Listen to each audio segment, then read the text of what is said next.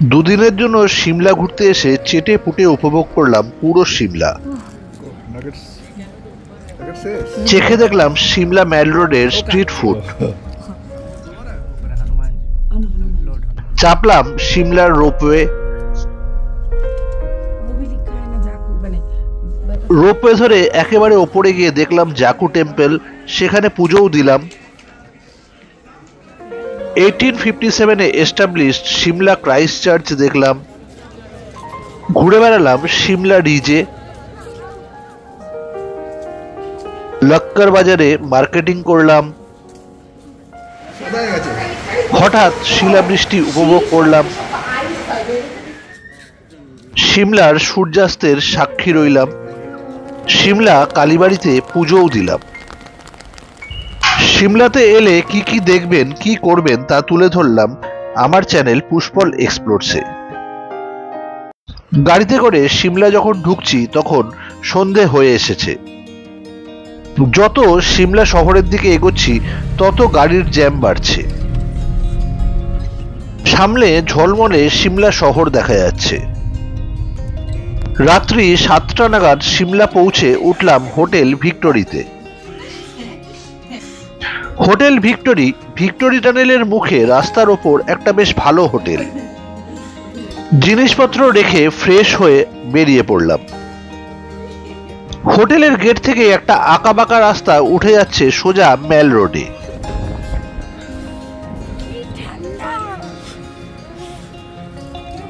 ম্যাল রোডে উঠেই প্রচন্ড ঠান্ডা অনুভব করলাম। ঠান্ডাটা বেশ এনজয় করতে করতে এগোতে লাগলাম।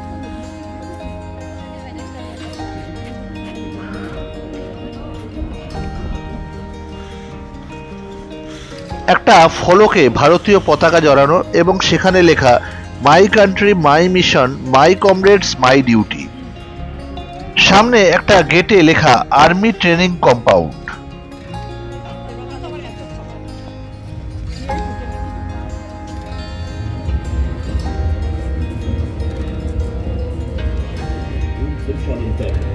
সেনাদের মূর্তি বসানো একটা ছোট্ট বসার জায়গা। সেখানে একটা ডিজিটাল বোর্ডে সেনাবাহিনী সংক্রান্ত বিভিন্ন তথ্য ডিসপ্লে করা হচ্ছে।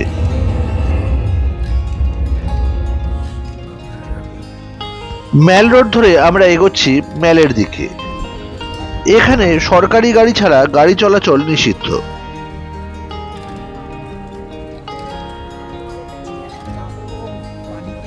কিছুটা এগোতেই ম্যাল রোডের ধারে শুরু হলো বড় বড় রেস্টুরেন্ট, দোকান। উল্টো দিকে একটা সুন্দর বসার জায়গা।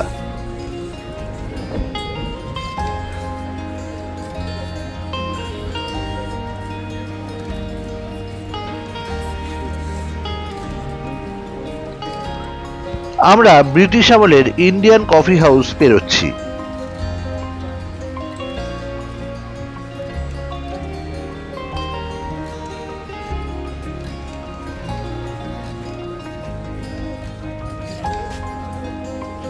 রাত হলেও প্রচুর লোক হাঁটাচলা করছে ম্যাল রোডে।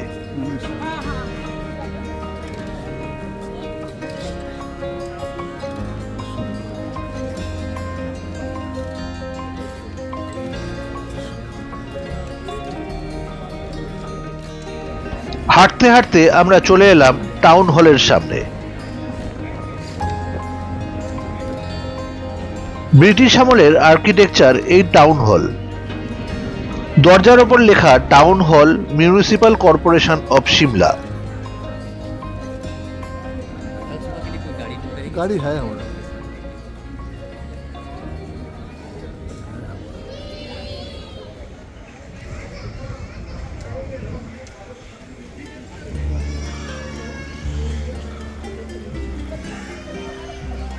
হাঁটতে হাঁটতে এসে দাঁড়ালাম চিপস অ্যান্ড ফ্রাইজের দোকানের সামনে।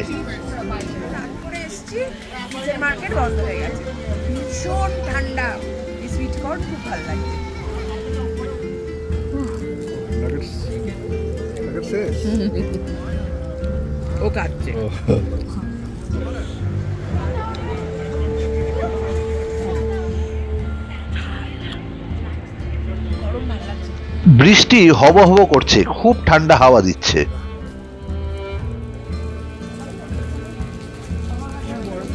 এখানকার প্রায় সমস্ত দোকানপাটই ব্র্যান্ডেড এবং মাল্টিন্যাশনাল কোম্পানির।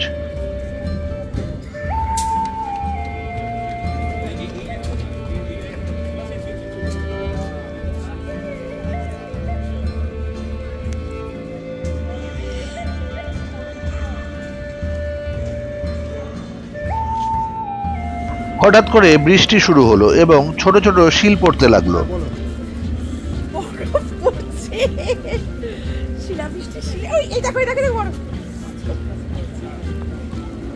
আমরা ছাতা নিয়ে আসিনি, তাই তাড়াতাড়ি হাঁটা লাগালাম হোটেলের দিকে।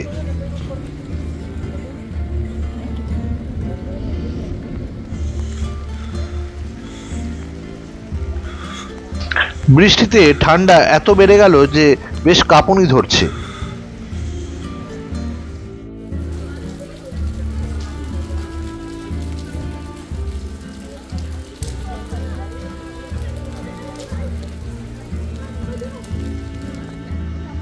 এই দেখো মেঘটা ঢেকে নিচ্ছে, দেখো পুরো। কোথা থেকে মেঘ এসে পুরো সিমলা শহরকে গ্রাস করছে।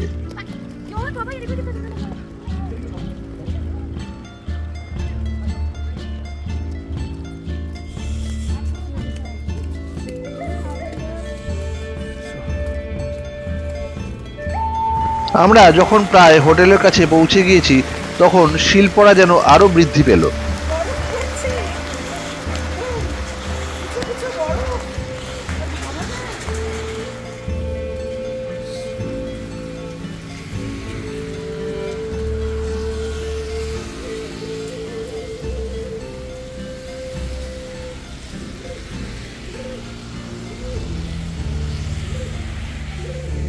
ঠান্ডায় ভিজে এসে হোটেলে ঢুকেই গরম গরম চা অর্ডার করলাম।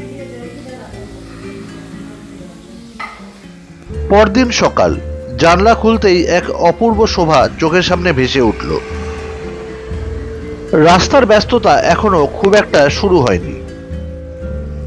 সামনে পর পর পাহাড়, তার উপর মেঘ জমে রয়েছে। মেইন রোড ধরে হাঁটতে হাঁটতে চলে এলাম কিছুটা দূরে বাস স্ট্যান্ডের কাছে। এখানে 20 টাকা করে লিফটের ব্যবস্থা রয়েছে। এই লিফট আপনাকে পৌঁছে দেবে সোজা ওপরে মেলে।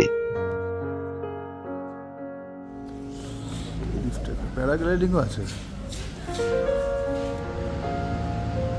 একটা ছাউনি দেওয়া পথ ধরে আমরা এগোতে লাগলাম লিফটের দিকে।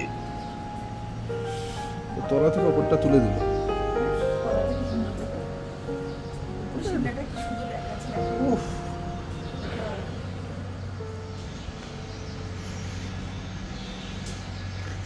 প্রথমে একটা লিফট চেপে ওপরে এসেছি, আরো একটা লিফট ধরে যাব একেবারে সোজা মেল রোডে।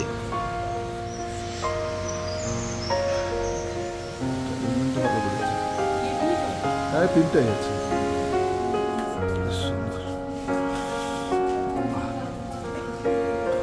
ওপর থেকে উঠে চলে আসতে পারে।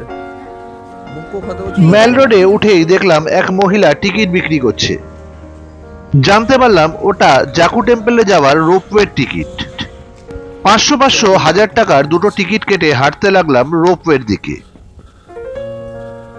বেশ অনেকগুলো সিঁড়ি ভাঙতে হচ্ছে দেখছি রোপওয়ে পর্যন্ত পৌঁছাবার জন্য।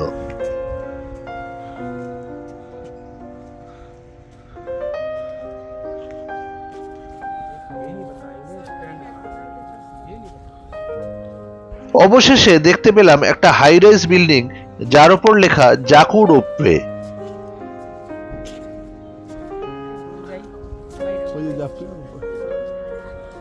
দাঁড়িয়ে না থাকলে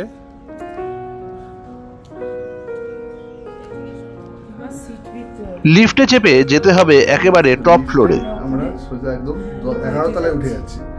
ওখান থেকে রোপওয়ে ছাড়। হ্যাঁ, নয়তো যা চড়াই উতরাই, খুব কষ্ট হতো উঠতে।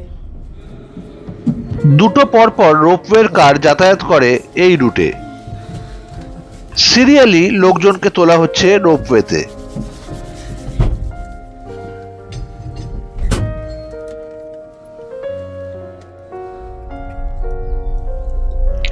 ওপর থেকে পুরো সিমলা শহরটাকে দেখতে দারুণ লাগছে।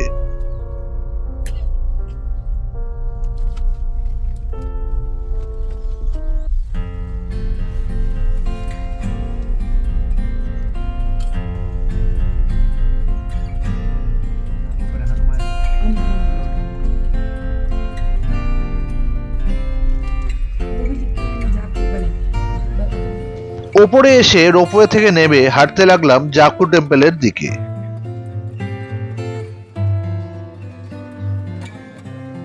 খুব সুন্দর পরিষ্কার পরিচ্ছন্ন বিস্তীর্ণ মন্দির চত্বর। জাকু মন্দিরে পুজোও দিলাম। এই মন্দির চত্বরে প্রচুর বাঁদর রয়েছে। কথিত আছে হনুমান সঞ্জীবনী বটি খুঁজতে এসে এখানে বিশ্রাম নিয়েছিল।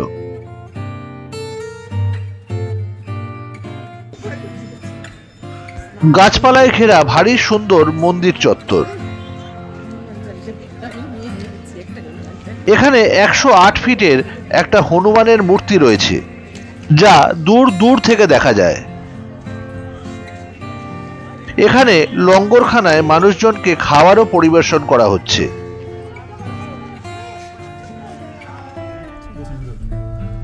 মন্দির থেকে একই টিকিটে রোপওয়ে ধরে আবার নিচে নামতে লাগলাম।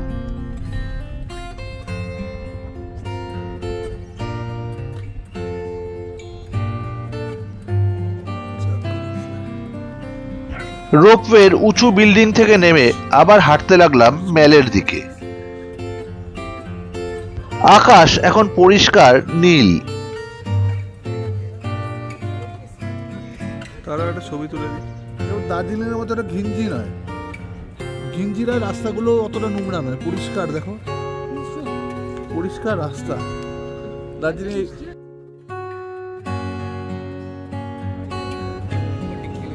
হাঁটতে হাঁটতে চলে এলাম সিমলার বিখ্যাত ক্রাইস্ট চার্চের সামনে। এই চার্চ স্থাপিত হয় 1857 সালে। উত্তর ভারতের এটি দ্বিতীয় সবথেকে পুরনো চার্চ।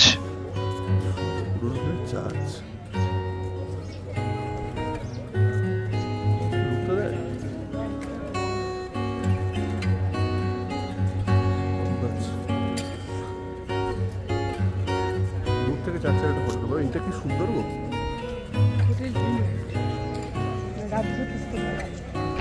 এই জায়গাটার নাম সিমলা রিজ। প্রচুর হিন্দি সিনেমার শুটিং হয়েছে এখানে। ঝলমলে আকাশের নিচে অনেক লোক জড়ো হয়েছে সিমলা রিজে।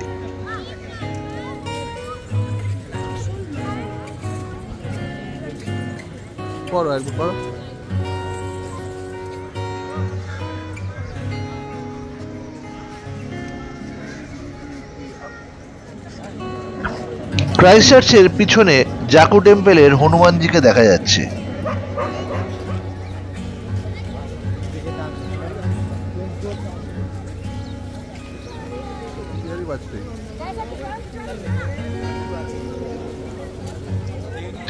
ঘোড়সওয়ারির জন্য পরপর ঘোড়া দাঁড়িয়ে রয়েছে। এই পথটি চলে যাচ্ছে লক্কর বাজারে। লক্কর বাজার সিমলার একটা বিখ্যাত বাজার। এখানে রিজনেবল রেটে জিনিসপত্র পাওয়া যায়।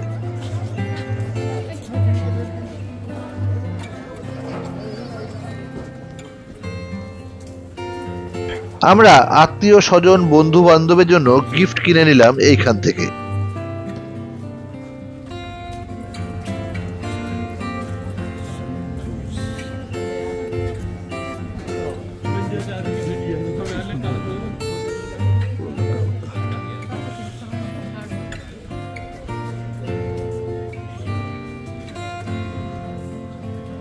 এই রাস্তায় অনেকগুলো ক্যাফেও রয়েছে।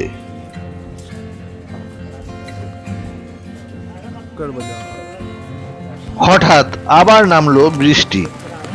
আমরা আবার ছাতা ছাড়া বেরিয়েছি, তাই একটা ছাতা কিনে নিলাম। ওপরে রোলার স্কেটিং রিঙ্ক। একটা বেশ অভিনব জিনিস দেখলাম, ঘোড়াগুলোকেও রেইনকোট পরানো হয়েছে।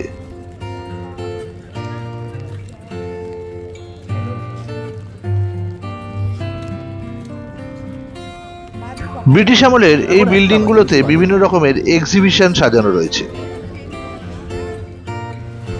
আমাদের ফেরার পথে পড়লো একটি মিউজিয়াম।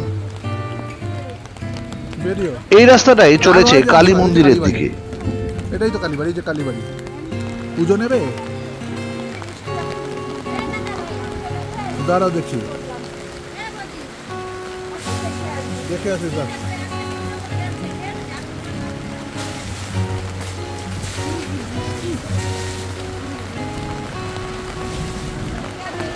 প্রবল বৃষ্টির মধ্যে পুজো কিনে আমরা কালী মন্দিরে পুজোও দিলাম। কালী মন্দিরের পুরুত মশাই দেখলাম বাঙালি।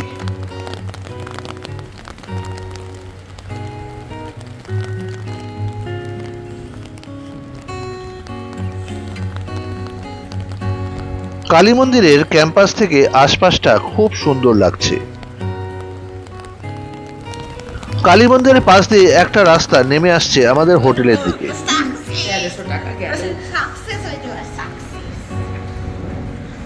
হোটেল যখন পৌঁছালাম তখন পুরোদমে শিলাবৃষ্টি আরম্ভ হয়ে গিয়েছে। বৃষ্টি শেষ হতে লাঞ্চ সেরে আবার বেরিয়ে পড়লাম ম্যালের উদ্দেশ্যে। এখন মোটামুটি সন্ধে নামছে। ম্যাল রোডের বিভিন্ন ঐতিহ্যময় বিল্ডিংগুলোতে আলো জ্বলে উঠেছে। ভারী সুন্দর একটা মায়াবী পরিবেশ সৃষ্টি হয়েছে চারিদিকে। লোকজন আবার ভিড় করেছে ম্যাল এবং রিজে।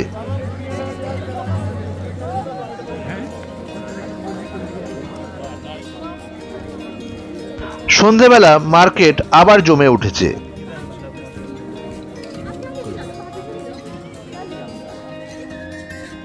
সূর্যাস্তের খুব সুন্দর একটা রং ছড়িয়ে পড়েছে চারিদিকে।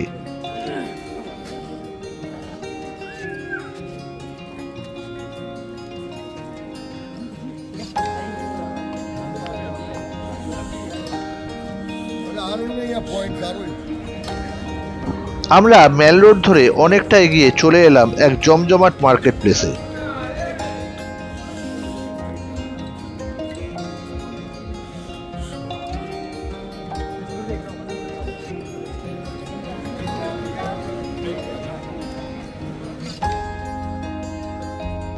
জমিয়ে মার্কেটিং করে এবং টুকটাক খাওয়া দাওয়া সেরে আবার ফিরতে লাগলাম হোটেলের দিকে।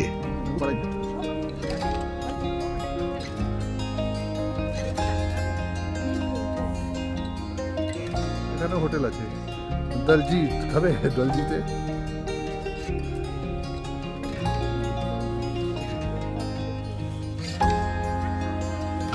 হোটেলে ফিরে আজ বিশ্রাম। পরদিন সকালে আবার আকাশ ঝলবলে। ব্রেকফাস্ট সেরে রওনা দিলাম চণ্ডীগড় এয়ারপোর্টের উদ্দেশ্যে। সেখান থেকে প্লেন ধরে ফিরবো কলকাতা।